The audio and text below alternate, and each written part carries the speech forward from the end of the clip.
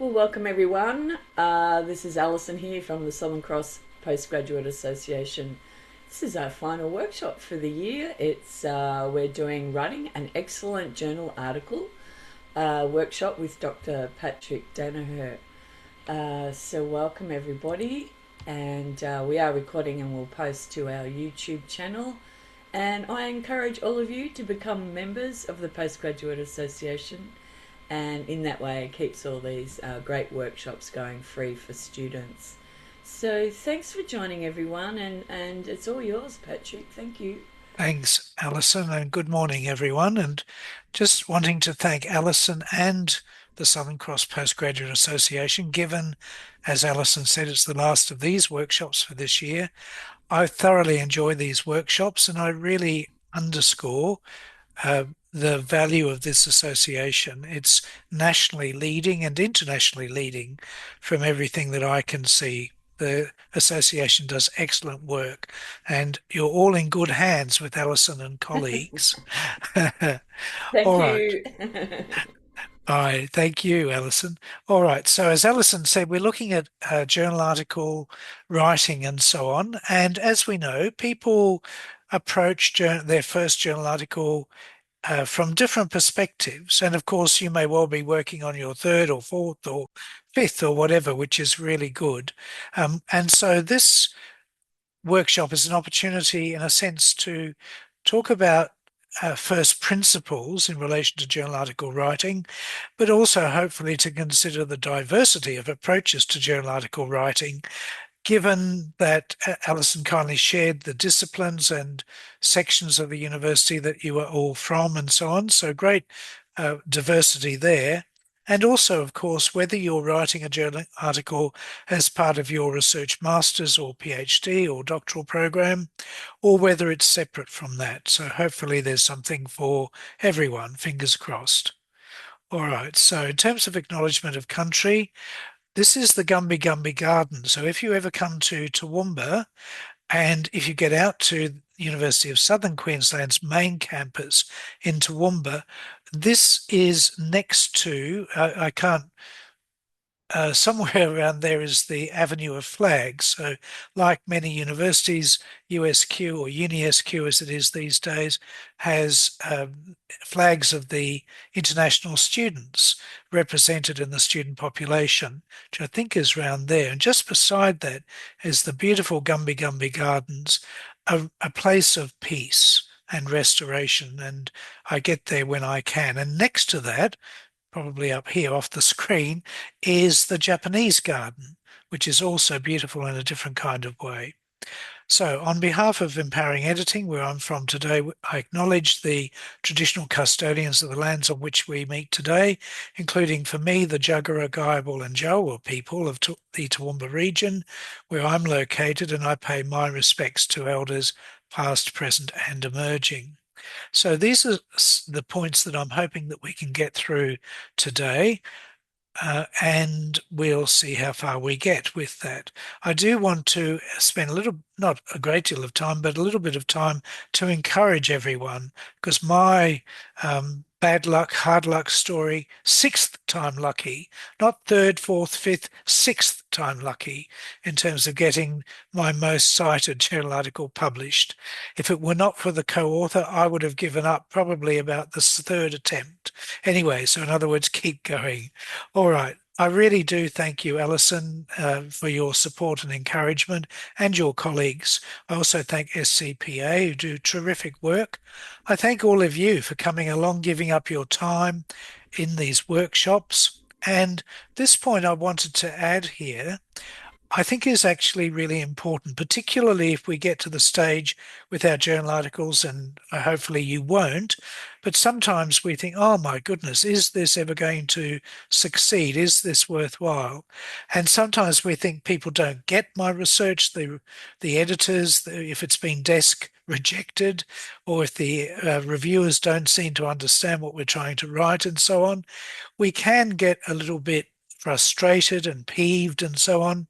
So I think this is a bit of a counter narrative to that. Despite having worked in academic life since 1991, I still believe in this collegium of scholarship. I do believe, even though there are examples to the contrary, I still think that people, for the main part in academia and scholarship, are genuinely interested in the interflow of ideas, rigorous research, and so on. And journal article submission is part of that. So I do thank journal publishers, journal editors, reviewers, and of course authors, without whom there would be no journal. All right. So, a couple of crucial caveats that are really important to highlight. There are many, many different ways for you to plan and to go about to progress your journal article. And that's really important to remember. Alison cleverly inserted in the title, suggested as part of the title for this presentation in relation to qualitative research. And that's an important distinction because there are differences between those two fundamental approaches, including in how journal articles are structured and so on, even though there are also commonalities. Go with your supervisors, with your colleagues and co-authors and so on. But hopefully some of the things today will be of interest to you as well. All right, so Alison put together that very clever graphic, which I love. I can't do. And that's a useful synthesis of what we hope to cover today. Communicating originality and significance, aligning the constituent elements, and ensuring appropriate breadth and depth. I'm one of my roles is as an editor for teaching and teacher education. If you work in education, you might know that journal. It's published by Elsevier. It's been going for a long time now, and I enjoy it. I think we're up to something like 3,000 submissions for this year, which is just extraordinary. So I just look at a tiny proportion of that, but we have two editors in chief and they read every submission, which is extraordinary. One of the things that if I think about common feedback from reviewers, if they reject articles, it could be around any of those, but including in relation to originality and significance. So just yesterday, I was looking at one that said the consensus of the reviewers was saying this was a well-written, well-crafted article, but we're not sure what originality it adds, what's new to the field is represented by this article. They did not reject it out of hand, so it's gone back to the authors to consider, and hopefully they will, as part of their feedback, responding to the feedback, hopefully they will be able to distill something about the originality and significance of the piece. All right, now this is probably the common denominator slide in all these workshops, and I absolutely believe fundamentally in this. People call it different names, but for me, it's a scholarly voice. It's a sense of who you are as a researcher. It's a sense of your research, of its originality and significance, but within the constraints that are placed on the number of words and all of that kind of thing. And particularly, I think the scholarly voice assists you moving from an individual journal article to a publishing plan and a publishing profile. And that's one of the things I'd like us to talk about today. How do we move from the individual piece to the bigger picture to which that contributes? So I would say, if you said to me how many underlying elements are in an excellent journal article, this is what I would say.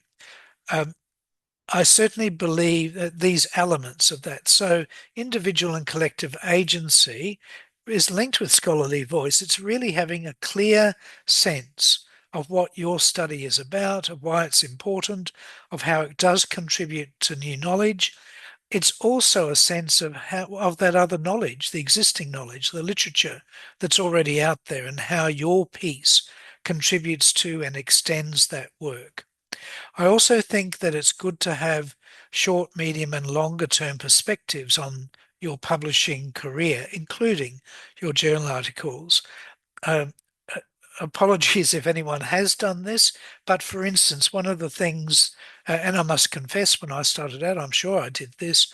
I wrote a piece, an article, and then thought afterwards, what journal do I want to submit it to? I think that that's increasingly, we probably would not do that. We would have an idea for a journal article, but we would be quite strategic and systematic about target journals and having a list of preference, almost a batting order for those journal articles before we get into detailed writing of the article.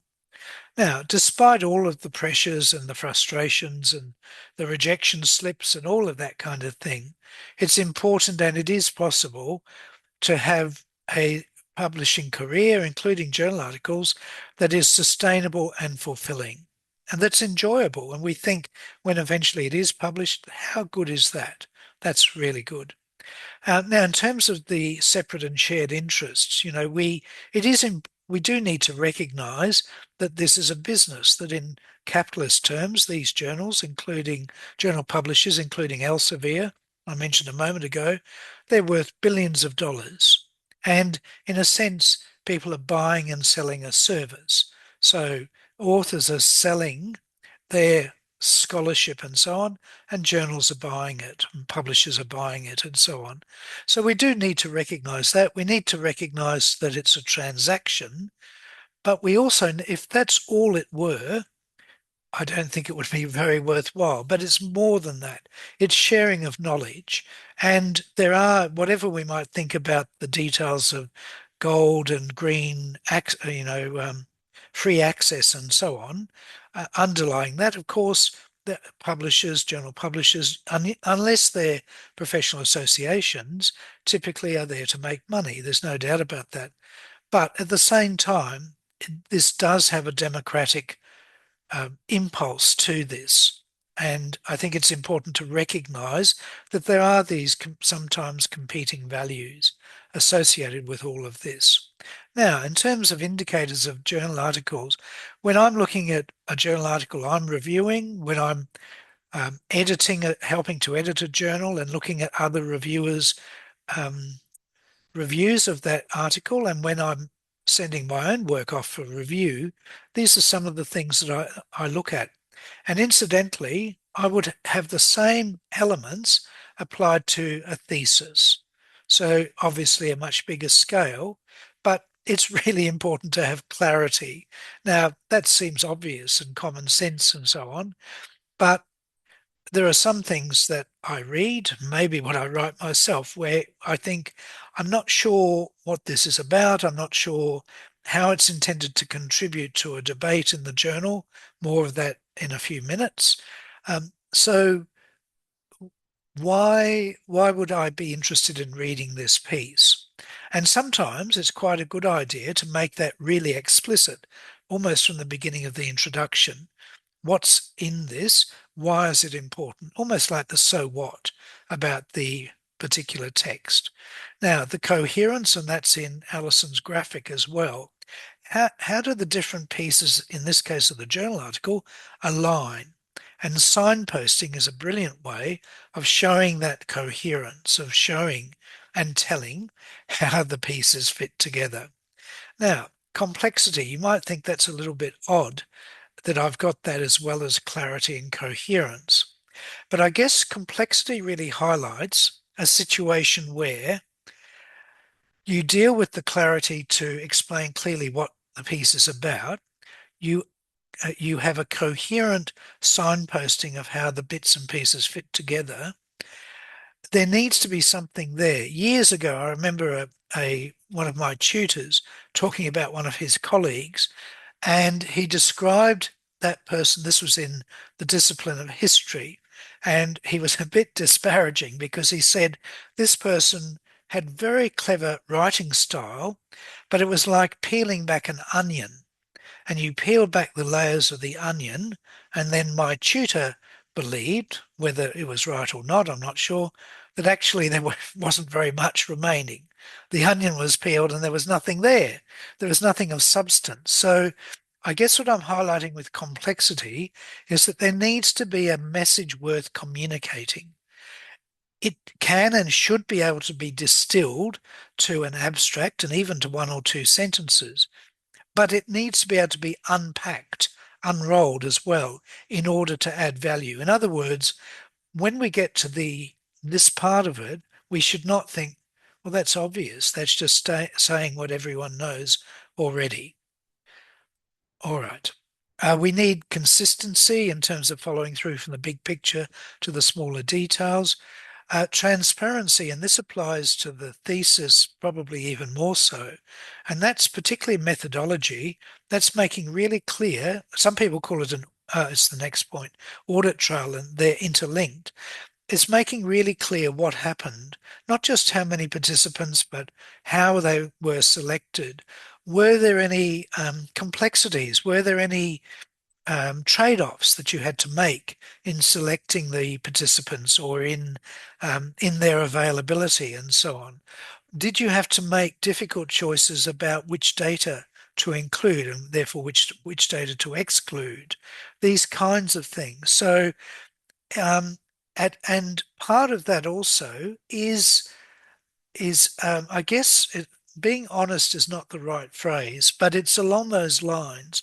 Sometimes we think, particularly if we're starting out, we think, and some people think this about a thesis as well, that everything has to go well, that things worked beautifully. And now, if they do, that's wonderful and congratulations. But all the people I know, they had problems, including me. Someone I know just across the road, she was an international student at USQ from Papua New Guinea. Her data was stolen. She was burgled and she was upstairs. The people downstairs presumably did not understand what they were stealing, and they stole Dinah's all of her interviews, her precious interviews, were on USBs. Now, they would have been no use to those people at all, but off she went to do another round of data gathering. So hopefully any difficulties will not be as extreme as that. But things happen and you have to make decisions and make choices. And so I guess it's, or if everything goes well, that's great. If things don't go so well, use that, include that, and because what reviewers and examiners and readers want to know is really interesting. What did you do? How did you navigate that difficulty? What decisions did you make based on what principles to engage with that? And despite that, um, it, it's not as like a barrister's legal case. So it's not pretending that things didn't happen, or it's not saying that you had more data than you had and all of that case. So I'm not making that point there. What I am saying, given the data that you end up with, what's the best case you can make out of it? What proposition and what evidence can you put forward in relation to those data to answer your research question? All right. Now, um, I believe that it's more important to have an overarching writing strategy than it is to fixate on your target journal. So it's important to think about the target journal, but that to me is a secondary decision to an overarching publishing strategy. And part of the reason for that is you may be lucky and your first target journal takes your work even after revision. And that's great. If that happens, that's wonderful. But that does not always happen. And so I think it's being prepared for that psychologically, but also strategically. What's the overall publishing strategy that you have in mind? This point, some people, when I mention this, might find this, they might feel offended by this. It's not intended to be offended, but it relates to avoiding any appearance of self-plagiarism vis-a-vis your other publications. And this is something that I really only became aware of over time. If you've got a rich study, and hopefully all of you have got rich research projects that you're involved in, then you want to write about those. And in writing about those, inevitably, each new time that you do that, whether that's a journal article, a mini book, or a short book, or a book chapter or a journal, a conference publication or presentation, inevitably there's some overlap because you have to say what was it about, what were the research questions, who were the participants, what was the population, etc., etc. Um, and that's fine, but as I will suggest a bit further down, you need to be really careful about signposting that so that you make clear that that's part of the commonality across the project, but you also make clear what is unique to each publication. All right. Okay, so just in relation to that, depending on what your topic is, it may be that you have journal articles, say two parallel journal articles, where you have basically the same conceptual framework and the research design, but you might have different literature reviews, for instance, because each of the two articles might be directed at a slightly different scholarly field and therefore a different set of review of literature and so on. Or it may be with the conceptual framework. It may be that you take different aspects of that in order to highlight the difference and so on. It is appropriate to self-cite judiciously, so an earlier version of this section of the article was published as, etc. But really important to say what is different about this paper. And I've got a couple of examples of that. All right. This is probably through experience. Certainly I've written journal articles in the past and then realized they're 3,000 words more than the maximum word count for that particular journal. Oops. So then I've got to go back and think, is there enough in here to have a second journal article arising from this? Or are there other ways of doing that? But also, how do I reduce that overall length and so on? So it needs to be commensurate and proportionate and so on. And as I said at the beginning, if you're doing a thesis by publication or with publication, there are different decisions in some ways to make about your journal articles there. All right, so if we just have a quick look. So a few different examples in relation to this. Okay, so this is from education. Now, Bobby Harrowveld and Michael Singh, very good friends of mine. Bobby is still has retired from Central Queensland Uni. Michael went CQU, then RMIT, and he finished up at Western Sydney University. So they had this is many years ago now, they had I think it was federally funded, but they also did work with the Queensland Department of Education, Training and the Arts, as it was then called. And I don't know about any of you, but my sense is that certainly in education reforms, we get glimpses of really good things happening, really good policies being enacted, and then something happens and they disappear. So this was about ETRF, which was Education and Training for the Future, as I recall. And my sense is they did really excellent work. Now, that was from the early 2000s, and they were around long enough for research and funded research. That's long gone. And other things have replaced it. Sometimes there's a change of government and all the rest of it. And interestingly, there are some people these days, oh, we should do, some of the things that were central to this 20 years ago. We should have a go at these partnerships and see how that works out and so on. So I don't want to sound cynical, but it's a bit like Camelot. There's a glimpse of something good and you think, oh, where did that go? Anyway, so what they did was Bobby and Michael wrote this journal article using SENS. Some of you might well be familiar with his work around capabilities. And they argued that it provided a really useful framework for interpreting senior secondary, so years 10, 11 and 12. And Michael and Bobby are particularly interested in vocational education and training. So that interface between secondary school, TAFE, other research training organisations and employment. Anyway, they had a case study of the reforms, birthing and trial phases and so on. And they were some of the sources of data they drew on. Youth youth support coordinators, community mentoring scheme, flexible learning services, and a work readiness program. So that's the abstract. And then in the introduction, obviously they're aligned, but in the introduction, this paper explores ... and then specifically, and I've underlined the essence of this paper, it develops the notion of brokering learning provisions by investigating reforms to education and training in Queensland. So they did other articles related to this project that pursued other notions. This is the focus of this particular article. And they did a characteristically really thorough job with this. All right, so these people are Glenda McGregor and colleagues. Glenda is at I think she's at Griffith University in Brisbane.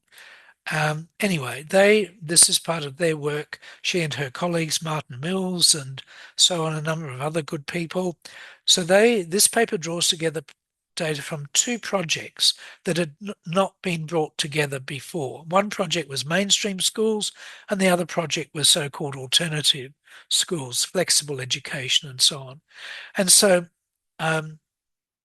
some people, if you're interested in cooking, the metaphor of slicing and dicing comes to mind. So they had these two projects, lots of data. You could imagine a huge whiteboard or whatever software they were using to visualize it all, and they were cutting it up, slicing and dicing to see what would fit well and what would contribute to particular journals that might be interested in the work.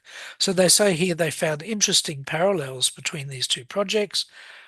This particular paper takes one mainstream high school and one flexi secondary school in remote geolocations, and then what they are arguing is that these two schools, very different contexts, were doing exemplary work. And so they were interested in looking at what lessons can be distilled from comparing these two sites. All right, so here are some questions to ask about having a strategic approach to selecting your target journal. What are the other publications of which this article forms a part, and which other journals would they be targeting? What are the first, second, and perhaps third journal preferences for this particular article? This is not about discouraging anyone. I'm working with a former PhD student who is from Oman and did a great job about the psychology and communication strategies of preparing for cyclones in Oman. And Yahya has done great work there, did a very good thesis, only very minor revisions from the examiners. Now he's stumped because I think he's up to the third or maybe even the fourth journal that he's sent his piece to. Nothing to do with the quality of the work at all. It's really more, I think, trying to calibrate as precisely as possible the target journal, but also to recognize that the competition for journal article submissions is increasing. There's no doubt about that, particularly as part of ERA, Excellence for Research in Australia, which actually ceased, I think, last year, or maybe early this year. Something will replace it. But one of the consequences of that was that there was in my view, a devaluing of other kinds of publications, such as book chapters and conference proceedings papers, and instead everything was loaded up onto journals, particularly quartile one journals. So it's like putting everything onto there and then wondering why there's so much pressure on one particular type of publication. Anyway, I digress. So keep going. All right. I'm sure you're familiar with Schemaga, and if you're doing one for your doctorate and so on, a journal article, I'm sure you and your supervisors have talked about all of these kinds of things. But and that's really important to look at and to be aware of the citation rates and all of these metrics about journals are important. But my view also is we can get lost in that. To me, that's important, but more important, the most important, is the alignment of fit between the article's focus and the target journal. And so it's better to, in my view, some, people might disagree, that's fine. It's hypothetically, it's better, in my view, to go for a quartile 2 journal that has a really close fit with this particular article, or even, dare I say it, quartile 3 sometimes, you know? So depending on the context and so on.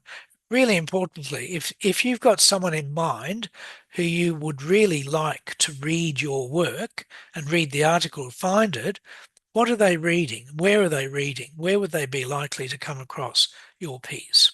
Okay, very quickly, um, visualizing the article's proportionality. This is really important, particularly when, particularly I think people who are involved in a thesis, and whether that's with publication, by publication, um, often people are writing at the scale of, and thinking at the writing of the at the level of the thesis, whereas as we understand, the journal article is a small part of that.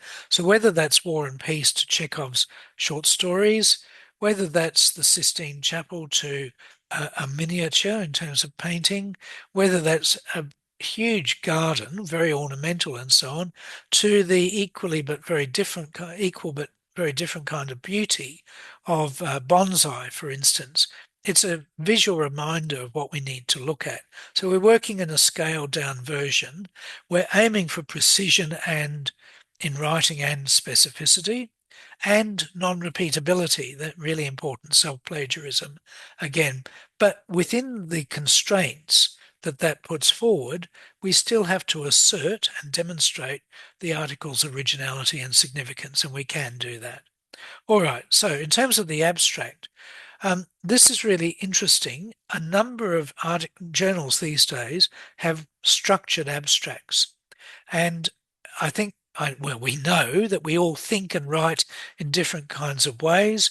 I'm sure it's just me in terms of the way that I think and write. I find it easier to write an abstract without a structure. I'm aware of these kinds of things and I would do them, but perhaps more intuitively. And I actually find it a constraint to think, oh, now I've got 50 words to write about what, methods or whatever it might be. I'm more interested in the flow of that text, even though it's only 200, 250, 300 words, however long the abstract is. However, if I want to target certain journals, I have to write a structured abstract. Pat Thompson, some of you may know, she relocated fairly recently from the University of Nottingham to, I think, the University of South Australia. She's originally from South Australia, spent many years in the UK. She did, I don't know if she still does, she may well do, a wonderful blog called Patter, which is cross-disciplinary and is excellent, filled with excellent advice for doctoral students and research students, thesis students more broadly. And Pat advises, and I agree, it's really important and it's a strong discipline to be able to write, to distill the originality and the value of your paper or your thesis in a couple of sentences. And that's really at the core and heart of the abstract.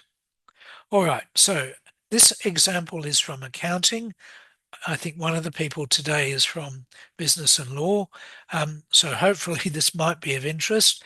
Lynn Daff is a former colleague and friend of mine from USQ. She did an excellent PhD study about the communication strategies of CFO, Chief Financial Officers in not-for-profit organisations in Australia. And Lee Parker was her main supervisor. So that they did one of these papers coming out of Lynn's PhD thesis and so on. The particular target journal, which I've listed in the reference list at the end of the slides, has this kind of structured abstract and so on. So the purpose of this, the study investigated accountants' perceptions of not-for-profits, characteristics and their value or values and so on. This was a 30 accountants, thematic analysis. Some of you might be familiar with Giddens' work around structuration theory, structure and agency and so on. And so the findings, important relationships, accountant structural adaptations emerge in their adopting multiple forms of communications reframing. So now, in one sense, we might think, well, that's a fairly general statement, and of course it is, but it's underpinned by these implications. So in this journal, it was important to distill the research implications and limitations, and also the social implications. As we know, governments are increasingly relying on not-for-profits. And so it's important to understand how they do their work, how accountants and not-for-profits do their work, and so on. And a statement there broadens prior research. So a really clear, crisp, demonstrated statement about contribution to knowledge for that article. All right, so these are a few examples from the opening sentence. Now, you may well have thought about the opening sentence already, but I've actually not seen a lot about this in the literature about research, writing research, writing a thesis and so on, and yet, or indeed writing journal articles, and yet the first sentence clearly is important. It signals what's to come. So this is from nursing. This scoping review synthesises evidence on parents experiencing of accessing mental health services in Ireland. Okay.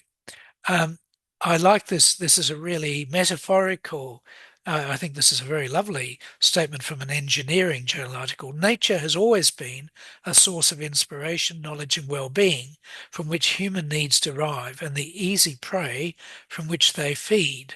So I think that's very insightful and very poetic. And then it becomes more, if you like, scientific and matter of fact and so on. From health, the interplay between climate change and public health is increasingly recognised and so on. These two are from history. I had these excellent people when I was a naive in awe undergraduate, Henry Reynolds, who's still writing about Australian Aboriginal history. Now, unfortunately, I can't find the actual journal article, but this is what I remember. Explorers stand tall in Australian historiography.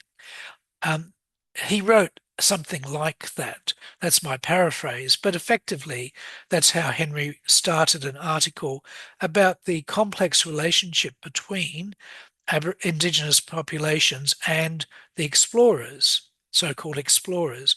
And from that journal article, he planned a full book with the white people, which covered in much greater depth the complex relationships of competition, of interdependence, and so on between Indigenous populations and so-called explorers. Paul Rose, who unfortunately passed away in 2014, brilliant, absolutely brilliant intellectual historian. His PhD thesis was about Italian Renaissance mathematicians, and this was a journal article from the thesis. And Paul wrote, there are two major problems in Renaissance science, each of which has a cultural as well as a scientific dimension.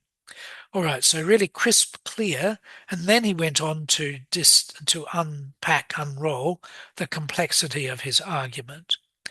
All right, the literature review. I'm hoping to leave a bit of time at the end for discussion and so on. So I'm conscious of the time. But if we think about the literature review, we obviously realise that we're working in particular scholarly discipline. And so what we're doing is to refer to previous articles in the target journal.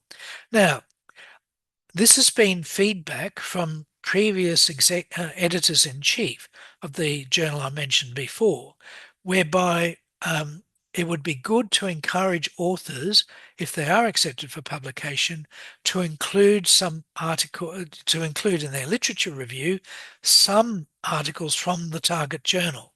And so I think that that's a very strategic thing to do from the outset. Now, we might think, oh, tut, that's driving up citation scores and all of that kind of thing. We might think that that's the case, but actually it's also a scholarly thing to do. It's showing respect to the publication, the journal in which you wish to be published, to show that you are aware of what's gone before you and contributing in some way to that. So that's up to you and up to the discipline how you do that.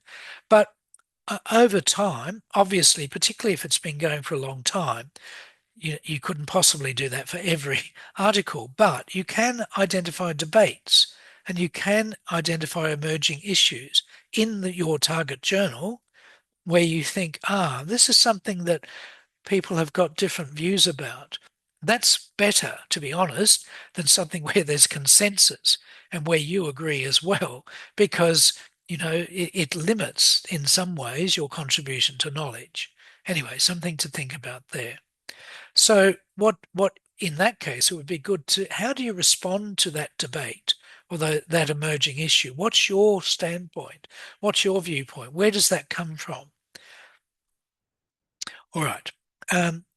Now, this is about writing the results, and I appreciate I'm going quickly, but I am watching the time as well.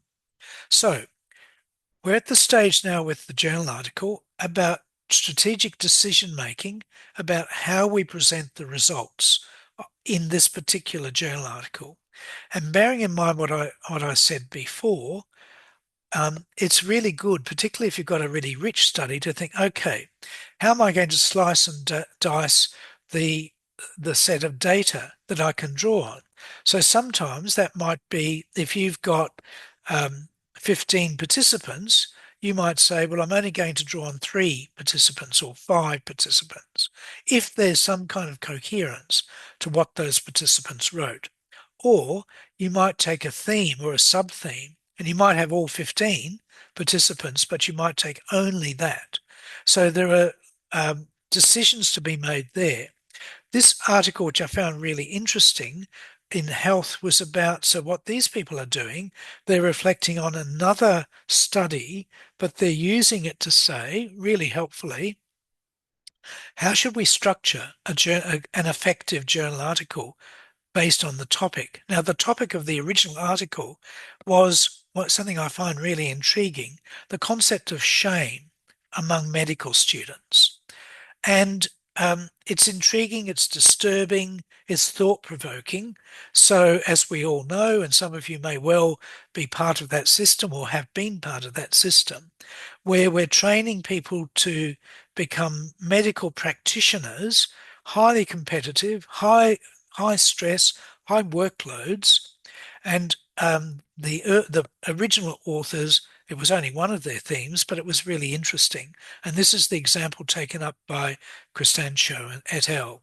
So these people say 3 principles: storytelling, authenticity, and argument, which I think, just at the helicopter view, are a good way to think about how do we present our results.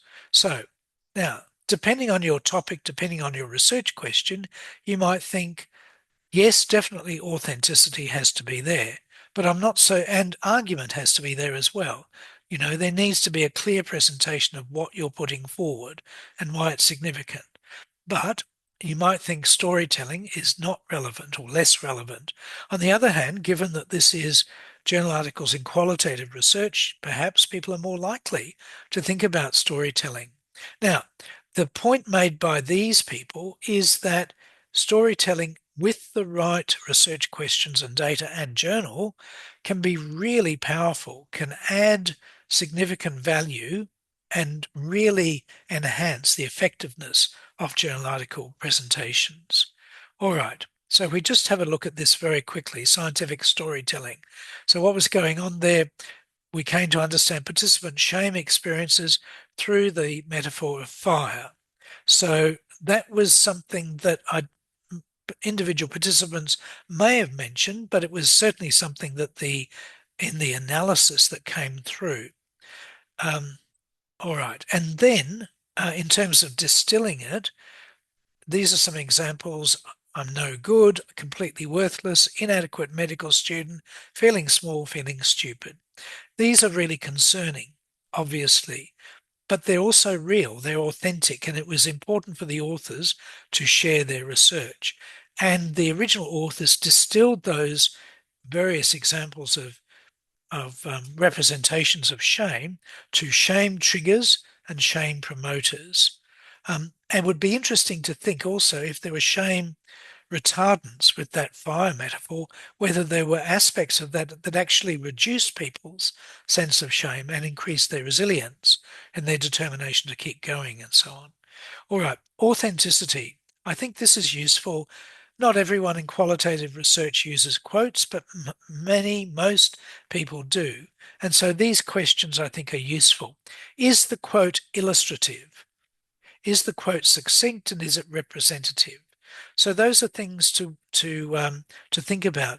Is the quote illustrative is interesting as well, because I'm not sure about you. Certainly, when I've done some qualitative research, sometimes there are outliers. There are people whose experiences and or opinions are different from the majority. And that's always important and always, useful to know why that is so. So this question about illustrative and representative invites further questions. What was the range of views and viewpoints that people put forward in relation to all of this? How narrow or how wide was that range? And were there so-called outliers and so on? All right, so, and this is something else that I think is really clever. So they had lots of data. And so what they did was that they had three, what they called composite narratives, and they named them with gender neutral names: Alex, Robin, and Joe. Now, these were not participants, but what they did was they combined, if you like, real people's responses into these three clusters or composites. So Alex represented the experiences of GP who'd entered an academic role immediately after completing their GP training. Robin, GPs who entered an academic role mid-career, and then Joe, GPs who entered academia mid to late career. And I just think that that's a really clever way. Obviously, like any decision, there are potential risks and limitations, because in doing this, you are distilling, but also you're potentially excluding nuances that are actually really important to understanding. But the authors acknowledge that limitation and that risk and so on. So I think that that was an interesting thing to do. All right. Now, in terms of I'll probably, yes, I'll do this very quickly, and then I'll finish on the sixth time lucky. Okay, so we must assume, even though I've come across people who don't believe this, and I've probably had this view myself sometimes, we have to believe that the editor and the reviewer feedback is provided in good faith, that they're not there to make our lives difficult and to make us miserable, and that this is a personal vendetta and all of that kind of thing. And that may be the case, but we can't believe that that's the case. And so we have to assume that that it is in good faith. Importantly, and I've seen this many times, Tate has 3 reviews of the initial submission. And sometimes you get major revisions or minor revisions, but I've seen accept, reject, and major revisions. And so I just find that fascinating. The same text, these people don't know one another, they don't know the authors, so they come up with these different views. Sometimes people examine theses in the same kind of way. So what that means is that sometimes you have to juggle your feedback to see how you can accommodate people, but basically you're in charge of the revision process. You should never feel this is their article, not your article anymore. It is your article, and that's really, really important. So sometimes you might want to contact the editor and say, look, these 3 people have got very different feedback. This is what I'm thinking. What do you think?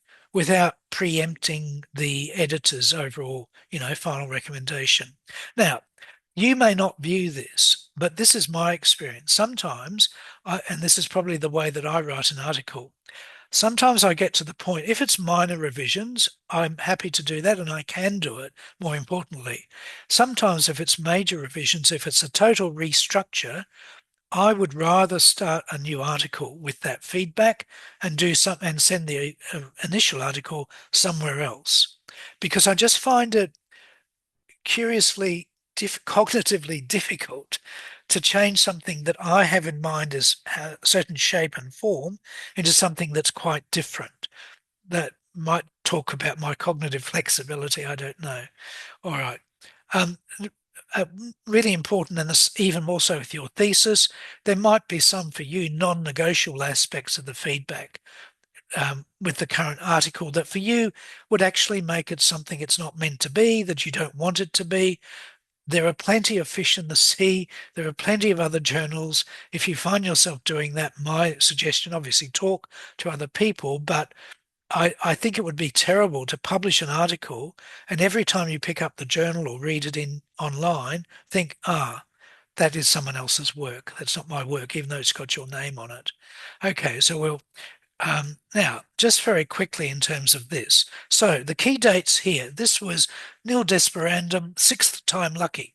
So my wonderful friend and colleague Alice Brown, we agreed to write a journal article. This is about semi-structured interviews. And it was an interesting article and so on.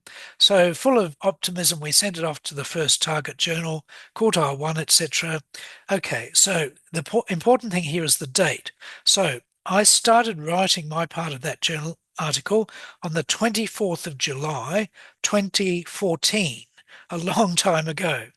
Okay, and then we went through Journal 2, Journal 3, Journal 4, Journal 5, Journal 6. Now, some of these were quartile 1, some were quartile 2.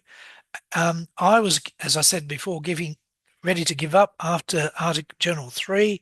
Alice was the one said, keep going, we can do this. And we did it.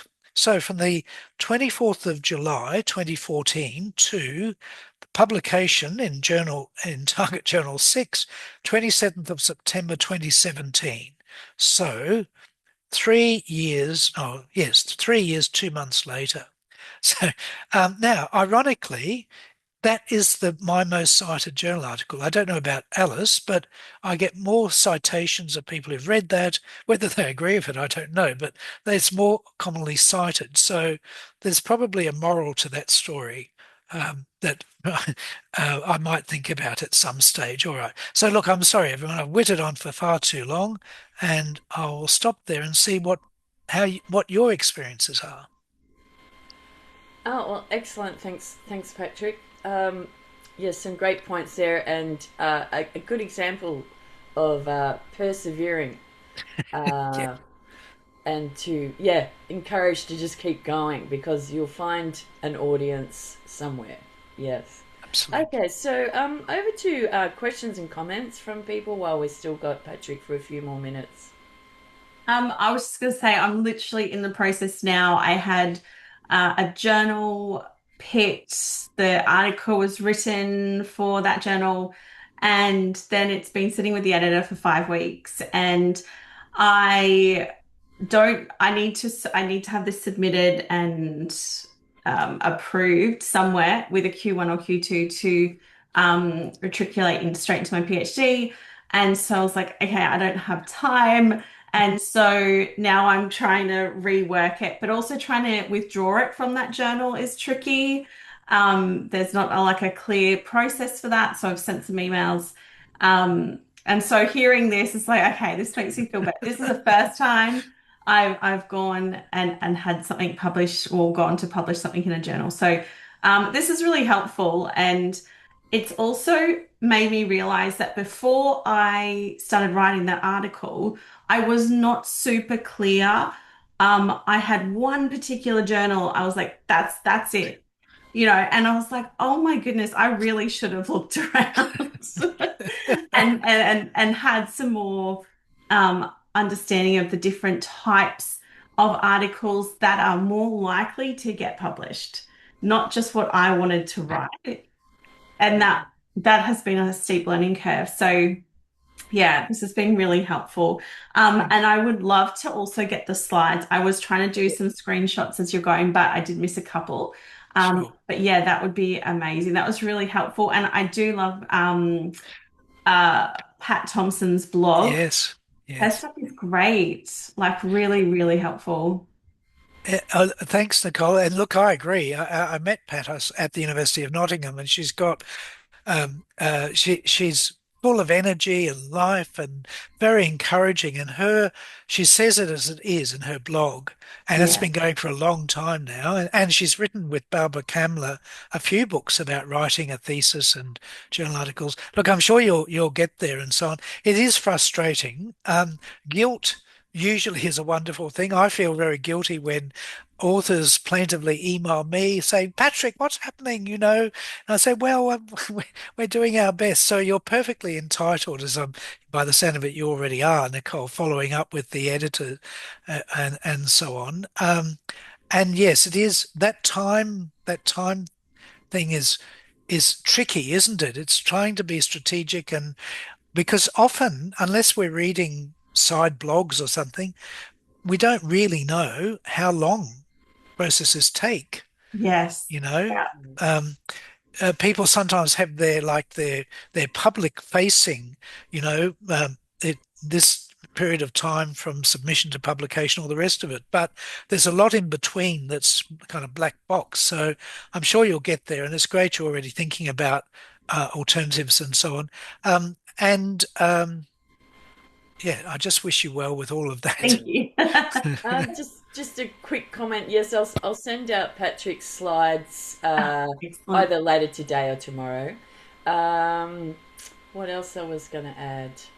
Um, I'll that I'll it's okay. Over to I you have a others. Yeah. question if we have time.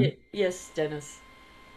Patrick, I'm still writing out of my thesis, which Yeah. was now completed a few years ago. Some of what I'm writing was in the thesis. I'm expanding on it. And there was a lot of material, themes, data I had that didn't fit into the thesis. So I'm also writing on that. And that's all new stuff. But could you address in general terms how to publish out of a thesis, including stuff that was published in the thesis, while avoiding salami slicing? Yes, yes.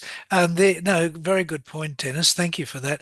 I did the same thing. I published a lot before my thesis, and in fact, I was, avoided submitting my thesis because I was focused in some ways, too much on the writing. It's great that you've graduated and all the rest of it.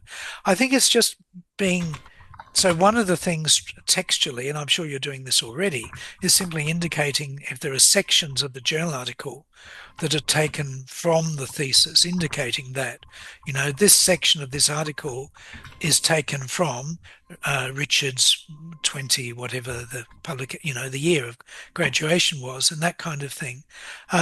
But sometimes it's more than that, depending, of course, what the intention is. Sometimes you can go back. One of the benefits of publishing after the thesis is that, as you say, themes mature, but also circumstances change, the field changes. And so this is without wanting to, there are other things to do in life other than write journal articles. But the thing is, it's a really rich opportunity. And the retrospective dimension. And I used to think, oh my goodness, I'm so old. But there are no compensations for that. One of the compensations is I can go back. My thesis was 2001, and I can say since that time, for instance, the educational innovation that I was writing about, a bit like my glimpse of Camelot, that, as we know, reform is not incremental and progressive and assured. Rather, it's ups and downs and peaks and troughs. And so the issues that needed the innovation in 2001 are still there with a vengeance, but exacerbated by COVID and by all of these other things that have happened since then. So there is so much that you can. I don't know if that answers your question at all, but Oh, yes. plenty to write about of great value. Yeah. Yeah. Thank you very much. Sure. Okay. All right. Excellent. We've got a few good comments in the chat box. A few people had to leave. Shobna said, thank you. The session's been enlightening. And Cassandra had to leave and she said, thank you for the session. So that's excellent. Any last questions or comments while we still have Patrick's with us for like 1 minute? Um, yes. I mean, I certainly can relate to some of the points that you've made in my publishing from my thesis, and you know, yes, I have. I think 2 articles that took about 3 years. Oh my goodness, Alice. Yeah. Yeah, but and one of them was from the same journal. Oh. So they said, major changes, so it was start Mhm. again. Yeah. And then, Okay. you know, 2 sets of reviewers. Uh, yes. But what it did was it improved that article out of this Hmm. world. Hmm. So if people can be in that like Yeah. mindset to go, oh, they've raised some really good points that I missed, Yes. and so the level, the quality uh, of the article was really lifted by reviewers' comments. And I know it's a long time, but um, yeah, journal And article doesn't publishing doesn't happen overnight, does it? no, It's no. quite a lengthy process. Yeah. That's a really important point, Alison. That disposition as an author, and even more so with the thesis, of course, that's so important to success. So, Yeah. bravo. Yeah. Right. Okay. It's a great comment from Dennis. Thank you, Dennis. Thanks, Dennis. Um, well, Yeah. we might wrap it up. Oh, there's a question. Okay, Tendaya. Yes. Scoping review. Can I just say, Tendaya, sorry if I mispronounced, but look, really important question. Um, if it's one of those things, isn't it? I guess part of it is due diligence about this new journal. I was involved years ago in trying to set up, with many others, 2 new journals because we wanted it to be not tied to profits and all that kind of thing. Um, Interestingly, one of them, both started as university online journals. One disappeared when the people left, and the other was taken over by a commercial publisher. So it's the state of the field. But I guess it's doing due diligence about this new journal. There are lots of new things that are worth supporting. If it's genuinely scholarly and really interested in academic rigor and all of those kinds of things. It's depending on your situation and whether it's tied to your thesis and all the rest of it, and how much time you've got. It could well be worth pursuing that. Um, on the other hand, you could get two. Just looking at that, you could get 2 pieces out of that. One could be the protocol and so on, and I guess the underlying principles and the negotiation and values underlying that, and the other one could be the full results. So they could be parallel pieces that are not about self-plagiarism at all, but so potentially the best of both worlds. Yeah, I hope that helps. Good luck. Okay, thank you. All right, well, we might wrap it up there. Thank you, everyone, for your attendance, and I hope you all have a marvellous Christmas holidays. And the Southern Cross Postgraduate Association will be back at January. So thanks, everyone, for your time. Thank you. Thank you. Bye bye.